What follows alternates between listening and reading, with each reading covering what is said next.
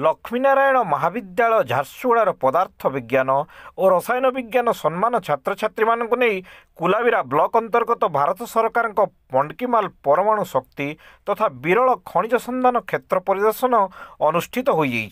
छात्र छात्री माने क्षेत्र परिदर्शन सहित विज्ञान प्रत्यक्ष अनुभूति जिले में अवस्थित विरल खनिज पदार्थ ताहार उपयोग और भविष्य संरक्षण उपर एक सम्पान में भाग नहीं कार्यक्रम में विशिष्ट परमाणु वैज्ञानिक अंकित कुमार गुप्ता, डॉक्टर जलंधर, दीपायन साहू,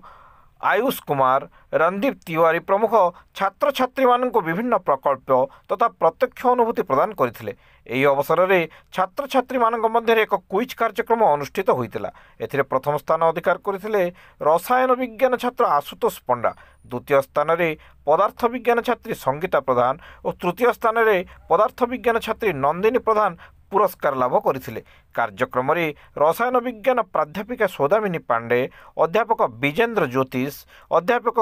भारत भवेशपति, अध्यापिका प्रियदर्शिनी सिंह, अध्यापिका पूर्णिमा चौधरी, विज्ञान सहायक हितेश्वर बिरतिया, मुकेश कुमार मेहर और मनोहर पट्टनायक प्रमुख योगदान करथिले। दर्शक बंधु लाइक शेयर कमेंट करुन